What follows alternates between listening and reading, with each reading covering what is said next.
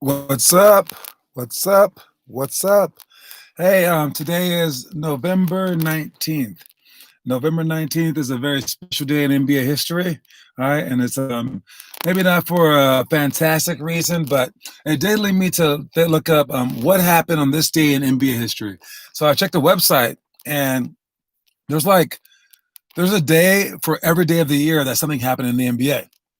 So I checked the NBA.com website, and I checked for my birthday, but there was nothing on my birthday because my birthday is during the off season. It's in September, but 2 days before my birthday, the Dream Team got announced. Well, November 19th is a very, very special day, right? And this day is one. This is not the reason that I'm mentioning it, but the New Orleans Jazz set a then NBA record for fewest free throws made in a game. One. They made only one free throw, despite 17 fouls by Houston. All right, that's not that good. That happened in 1977. Next one, November 19th, 1983. Kareem Abdul-Jabbar of the Los Angeles Lakers became the second player in NBA history to score 30,000 points, joining Wilt Chamberlain, as the Lakers won 117 to 110 against Portland. It's a pretty good one. Pretty good one. All right, today the sound is louder than yesterday, and it was always at full volume. Maybe I'm speaking louder. I don't know. Oh, wait, let me lower my volume. No, I think it might be because I have this thing on, maybe. Does that make it more normal? Maybe like it's echoey. I got whatever. Anyways, but the day is very special because November 19th, 2004.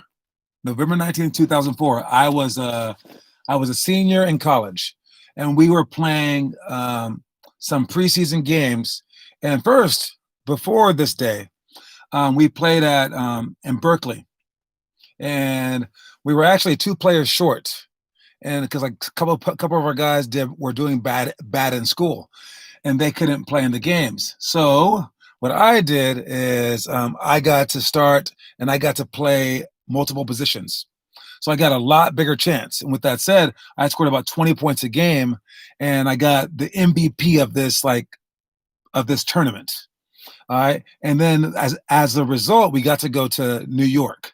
All right. And in New York, we got to play at Madison Square Garden. And Dick Vitale, which is this legendary announcer, he got to announce our game. And we got to play against Memphis State, I think it was. And they were a very, very, very good team, and all this stuff happened.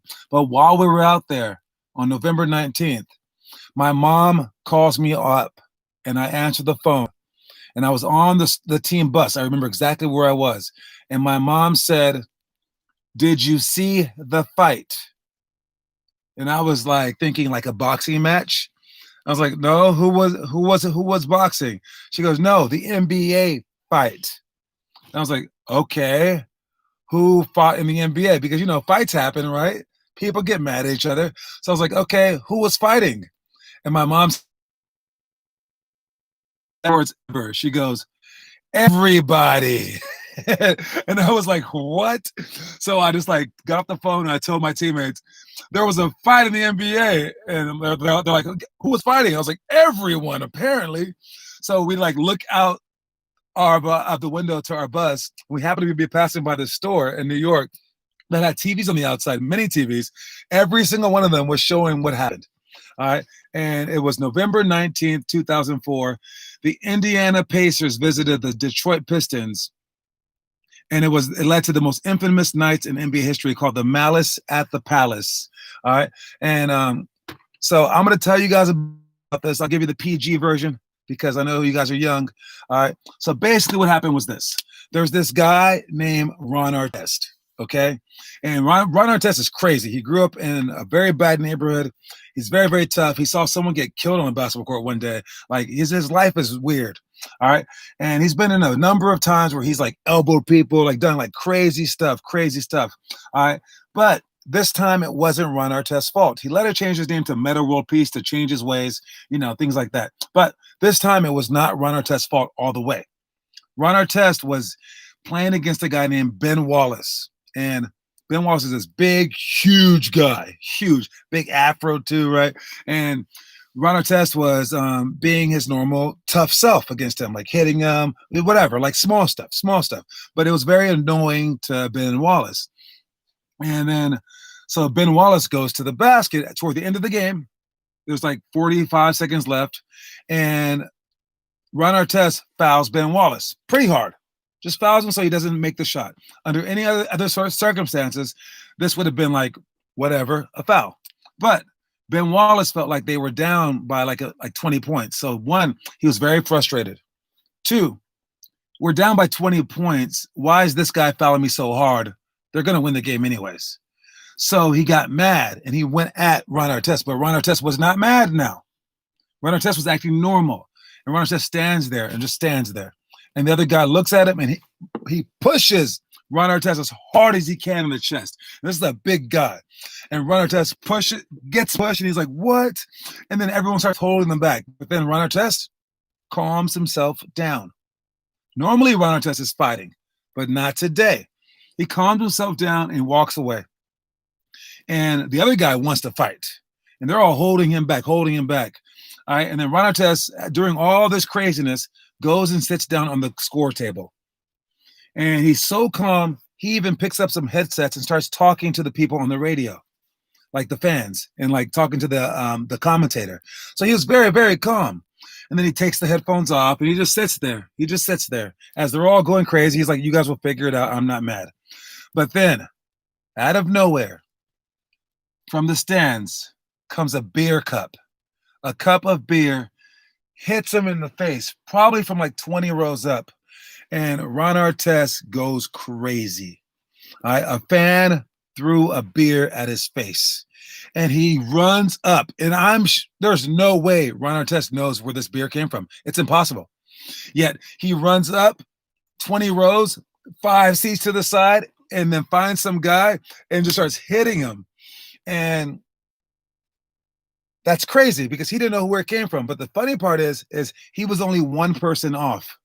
And the other person starts hitting him. And then all of a sudden, other teammates start running in the stands, defending other player. Then other fans start coming down onto the court, trying to fight the players. And the players are just swinging. The players are huge. They're huge. So you shouldn't be fighting NBA players.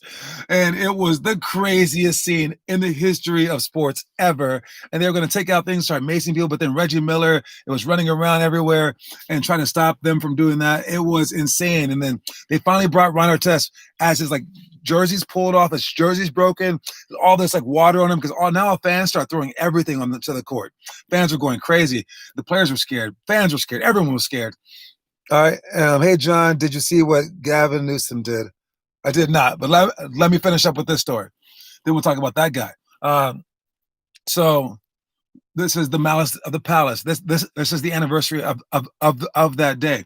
And through all that stuff, everyone's throwing beer on the floor. Everyone's just finished getting punched in the face by big, huge pros. They get in the back of the locker room finally, and Ron Artest looks at the guys that were helping him fight. And he goes, do you think that we're going to get in trouble for this? And the guys were like, dude, we may never play basketball again. This is the craziest thing that ever happened. And he was just like that. But again, I don't think it was all his fault. But today, November 19th, marks the most infamous story in the history of basketball. All right. Now, what did Gavin Newsom do now? Let's see what he did. Gavin Newsom orders California curfew. A curfew? What does curfew mean? Let me see. Due to the rise in COVID, California is issuing a limited stay-at-home curfew. Non-essential work and gatherings must stop from 10 p.m. to 5 p.m. That doesn't really affect us. All that does is stop people from partying. Yeah, no. That doesn't affect us. What a curfew means is basically you have to be in at 10 o'clock. So, I mean, I go to sleep around 9, so I'm lucky. However, there was a curfew during the few riots that we had here during the Black Lives Matter stuff. And I was stuck in Moraga when I lived in Lafayette, and I stayed the night at someone else's house that I didn't even know because I didn't want to get pulled over. Yeah. So, I mean, there is a curfew. What the curfews are doing, they're trying to stop partiers because people are gathering in big crowds. And when there's like 12 of us in a gym, it doesn't really matter. It matters to a small extent. But when you have like 100 people at a party, all drinking from the same thing together, that's when the outbreaks happen. So that's also why people don't want others to have anything, because when you give people something, they want more. So if you say, "Hey, how about clubs are only open 1 day a week?" They'll say no, 7. So, but if you say, "Hey, you can't go outside," then people will sneak out and they will do clubs 1 day a week. People always want to go a little bit further. So what you do is you say nothing, and then when they take something, you say, "Okay, as long as they're not over here." So again, I think that this is like just trying to stop the numbers from going higher. And when you deal with so many people, like millions of people, the every little rule that you change actually does saves lives. It's because you're dealing with the big number. All right. If you were dealing with just like 10 people on Earth, it would be so easy. But since we're dealing with such a huge number and it's impossible to control people, that's why they do those things. But just know that that does not affect us or anyone who doesn't stay out past 10 o'clock at night. I don't know what to say. Anyways, let's start off with the workout. We got our quote of the day is success demands singleness of purpose. All right. Speaking of singleness of purpose, let me switch it around since we're talking about the coronavirus. All right. If we have singleness of purpose, the reason that we're still having the coronavirus is because we have dualness of purpose, a duality of purpose. We aren't trying to do one thing. We're trying to do many things. And I'm not one to say that we shouldn't try to do many things, but there's the coronavirus. We should want to stop people from dying. But there's also our economy.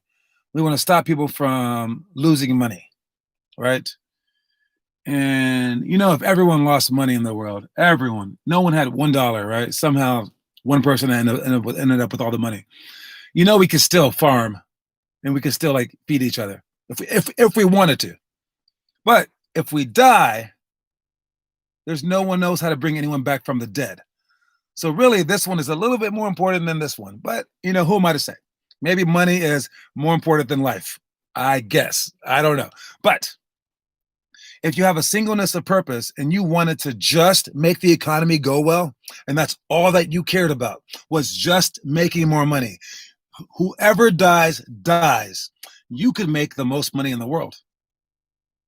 If you just step on everyone, push everyone to the side, you could absolutely make the most money in the world. Same thing the other way, though. Of course, everyone on this end, everyone would start dying because of coronavirus because you're just completely ignoring it. But you could go the other way and just ignore the economy and just do the virus and have everyone stay inside for 21 days. That's all it would take. 21 days. There have been businesses for the last, what month is it? 11th month. We've been doing this since the 3rd month. 8 months. We've been going on and off for 8 months. Businesses have been open 30%, 20%, 90% sometimes. And then it goes down to 0% over and over and over again. All we had to do was take 21 days off at the beginning. Or we could even do that now. 21 days and it's over. Think about if your parents were punishing you. All right. If your parents were punishing you or like a bully at school was punishing you. And every day he punched you in the face 10 times every day. And he said, hey, if you want to, I can kick you in the face one time and then I'll never punch you again. That's a tough balance. I think, after a while you would be like, okay, you know what? Just kick me one time and then you'll never touch me again, right? Yes. All right. So the singleness of purpose would have helped both our lives out and it would have helped our economy out. But we don't have a singleness of purpose. Singleness of purpose can only be done through a dictatorship because it's everyone, 330 million people doing the same thing. That takes a dictator. And the only country that really has a great dictator right now, where everyone does what he says, is China. And in China, they wiped out the virus a long time ago. In China, In the place that was started from, Wuhan, 4 months after it started, they were having pool parties in Wuhan. Everything was open. Everything was lifted. And this is where the Chinese might be smarter than Americans, because there's a theory that says, and I don't really believe this, but if it were true, this would be smart. China released the virus on purpose to the whole world because they knew America would never agree to just stay inside for 21 days because we're too free. And our freedom would be the end of us. And they could tell their citizens, stay inside for 21 days. And their citizens will say, okay. And after 21 days, they say, okay, now come back out. And now their economy, because of this, is going to skyrocket past America's, because we keep going back and forth, because they are more dedicated. Now, there's a lot to talk about politically, but I want to circle back to basketball, in that if it's truly your goal to make the NBA, just try to make the NBA. All right, that's it. And then you'll make it. But it's not your goal to make the NBA. Your goal is to make the NBA while practicing less than 2 hours a day. Well, you just made it harder. I thought that you wanted to make the NBA. Oh, no, I'm not done yet, John. My goal is to make the NBA, practice less than 2 hours a day, also have sleepovers at my friend's house, and also do homework for 8 hours a day. Well, now you just made it really hard. No, I'm not done yet, John. I'm like, what? I also, besides just practice less than 2 hours a day, hang out with my friends at nighttime, do homework for 8 hours a day, I also want to go on vacation for 1 month out of the year. Okay, maybe. Oh, no, I also want to play against teams that I can beat. What? And I also want the practices to be things that I like. What? And you keep adding all these things, and that's why you don't make it. And I'm not telling you that you can't have your friends. I'm not telling you that you can't have the vacation. I'm not telling you that you can't have the sleepovers. I'm not telling you that you can't have homework. I'm not telling you that you can't have anything.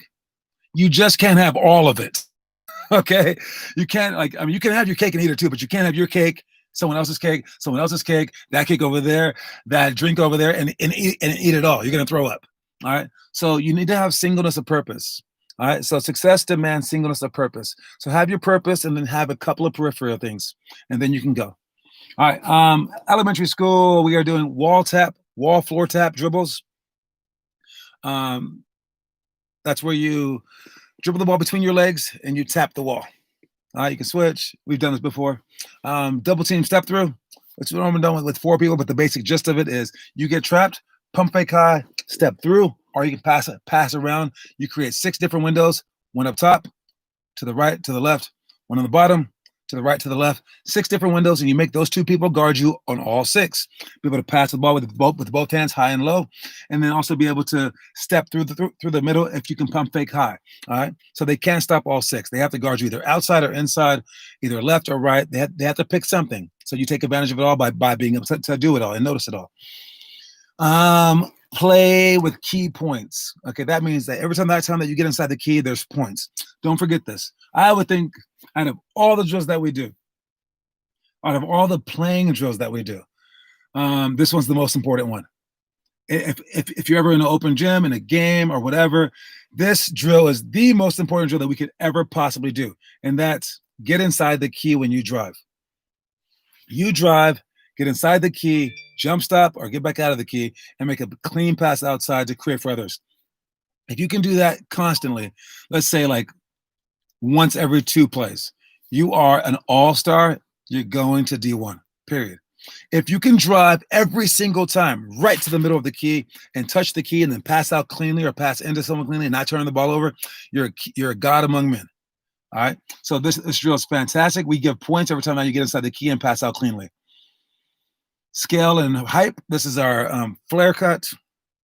Hype is our low post. We combine these 2 plays to make them work so everyone can learn. 49 seconds down by 3 with free throws. Full court with a live ball. On live balls, you can run the baseline. Dead balls, you got to stand still. Live balls are after buckets go in.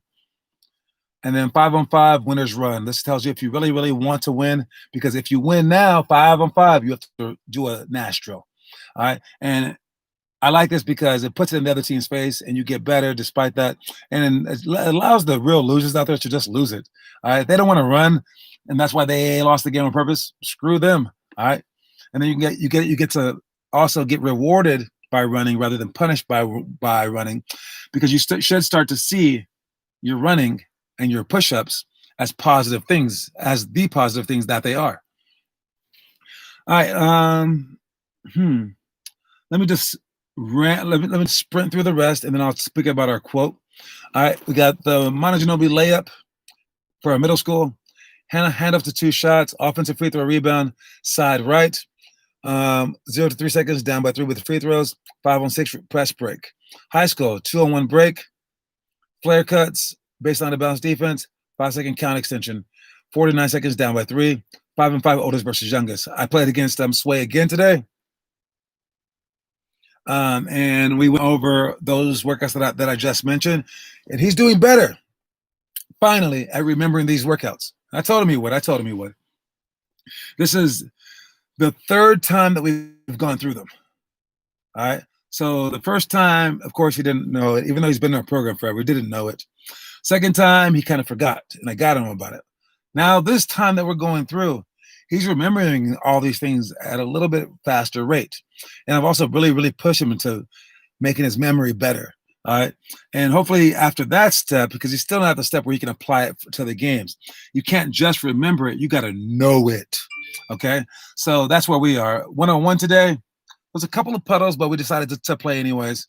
And I felt when I drove and I pulled up for shots, I felt like he wasn't anywhere near me. And we talked about it. There's a big, huge height discrepancy. All right. But he was also like 4 feet away from me. All right. And he was letting me shoot jumpers. And today I was hitting my jumper. So I beat him 7-1. His one shot that he made, I was up 5-0. He drives. And what did he do? Oh, he took a crossover. He ran out of dribbles, but then he cupped the ball and then took 2 steps by me. And then he finger rolls it from like almost the free throw line. And he banked it in, and he came back with the most cocky look on his face in the history of the planet. And he was feeling like Sway. He was being like Sway, and I was like, that's a really cocky look for being down 5-1. And then he stopped. I shouldn't have stolen that from him, but it was pretty good. But I liked him being a little cocky about it. It was good.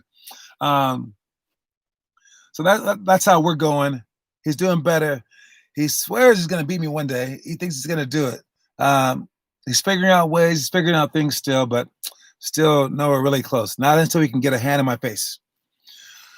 Our story of the day is, I already know this story by heart.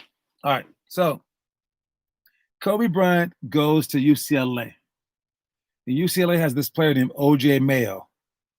O.J. Mayo actually ended up playing in the NBA for a few years, maybe an all-star for 1 year. And he was just a college kid then. So Kobe Bryant talks to all the guys, and he's like, blah, blah, blah, saying all this stuff. And then O.J. Mayo goes, hey, Kobe, can I work out with you tomorrow? And Kobe loves to work out. So he's like, deal. How about 6 o'clock? And he's like, okay, done. So then the next morning, Kobe shows up at 6 a.m. and the kid isn't there. And Kobe's like, what? And then he sees him later on. He's like, yo, you ditched me. I was there at 6 a.m. and you weren't there. And he goes, what? I thought that you meant 6 p.m. And then Kobe said, why would I work out at 6 p.m.? Everybody works out at 6 p.m. I'm not everybody. All right. And he said, kid, you will never become anything. Don't ever ask me to work out with you again. And he got mad at the guy. And my question to you guys, one, you need to be more sure about yourself. I mean, if you have a question about it, you should ask. I mean, just to make sure. You need to double check. You got a chance to work out with Kobe Bryant. 2, why do you want to do what everybody's doing? If everyone's doing something and you do what everyone does, doesn't that make you the same as everyone? All right. Especially if you're like not the greatest in the world right now. I mean, if you're the best in the whole world, sure, you can do what everyone's doing because then you'll stay better. But if you're right here tied with them and you want to become better, don't you have to be doing something that they're not doing? All right. So that's what Kobe's talking about. And Kobe's also saying when he does something that's difficult, it makes it matter more. Okay. If you make a sandcastle and all you do is take the bucket, put some wet sand in it, turn it around, go like this, and then lift the bucket, and you're like, that's my sandcastle. Congratulations to me. And someone comes over and kicks it, you're not going to be that mad. You might make it again. You might not. You're not going to care about that sandcastle. You're not taking a picture of that sandcastle, nothing. But now if you spent hours making a sandcastle, many, many buckets, taking your paddle, going around, carving in windows, going like this, making a moat, all this stuff, and then somebody comes and kicks it over. One, you've already taken your picture, hopefully, right? Two, you're going to want to fight that guy, right? Because you built something. It was hard. And you're not going to let someone take that something from you. And what's furthermore is you probably wouldn't have let them step on it in the first place because you know it meant something to you. You know that people are around. You're going to be watching it more and more and more carefully, just like parents watch their kids. All right. So create that. And yes, you do run the chance of crying. You do run the chance of that sandcastle getting knocked down. You do run the chance of wasting your time. I woke up every day at 5:30. Now I'm nothing. I wasted my. No, shut up though, because you still made it. You still got a chance to take that picture, even if it was just a mental picture. All right, because it's not the thing that you made that matters. It was all the effort that you put into it that matters. Because you only live one time, and if you can honestly say that you gave your hardest, that you gave your heart, that you gave your all to something, that's all that you ever need. And I know that as a kid, you're not going to understand that, but as an adult, that's all that matters. Did I try my hardest? And I could live with anything at all. Like, did I give it a go? Yes, cool. And if it's no, you're going to regret that your whole life. All right. Even if you succeeded and you like got what you wanted, if you didn't give your hardest, you're like, dang it, how much higher could I have gone? You will always regret not trying your hardest. You will never regret trying your hardest. Therefore, try your hardest. All right. So, if Kobe asked you to work out, you got to be there. Of course, now he's gone, but there's other people like him in this world. Very, very few.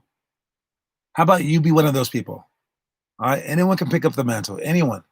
That's the best thing about what Kobe was doing. What Kobe was doing was more than what Michael Jordan did. Believe it or not. I don't care if you're a Michael Jordan fan or whatever. It's more than LeBron James was doing. Although LeBron James is helping our society with the school and stuff. But for basketball's sake, I don't think anyone's ever done more. Because what he was saying was basically the same thing that Rudy was saying in the football world. What Matthew Dellavedova says. But he was doing it as a superstar. Those guys were like lower stars. Kobe was the best in the game and still worked the hardest, not the second hardest, not the third hardest, the hardest. No one else worked harder than him. And I know that there's some Jordan stories that say that, but not like Kobe stories. Only reason why Jordan stories might be as good is because Jordan did it first, right? And what Kobe did was he did everything that Jordan did plus more. And he was crazy about it. He would work out more than he slept. All right. And I'm sure that some of these stories are overblown, but I mean, people swear with their own eyes that they saw him do this, this, and this. And the stories all stay pretty consistent. And everything that we've seen about the guy shows him. And every single day, every single game, I do remember with my own eyes seeing Kobe Bryant on the court hours before the game, shooting shots before everyone else got there. And the only guy that was any close to him was Ray Allen. And Ray Allen tried to beat him out there. But then when Ray Allen tried to beat him to the court, Kobe Bryant came before Ray Allen did. All right. And if you're like that, guys, you win. Whether you win or lose, you win. And that's the gift that Kobe gave to everybody. He gave you the chance, whether you're a winner or a loser, whether you're tall or short, whether you're fat or skinny, whether you're good or bad, he gave you the chance to be a champion. All you got to do is have his mentality. And you win. All right. So if you're not trying your hardest every single day, you're not out of breath, you're not trying hard enough. So work, work, work. And speaking of work, I'm about to go to work right now. So if you're going to Ties Valley, I'll see you then. Next week we are off for Thanksgiving and the day after. So Thursday and Friday, all the other days we're on, including Saturday and Sunday. If you guys have weekend workouts with me, all right. Otherwise, I will see you guys then. I'll see you guys tonight. All right, and have a great day. And hope that you guys watched the draft yesterday. I hope that you guys saw yourself as being one of the people drafted as well. All right, see you guys later. Peace.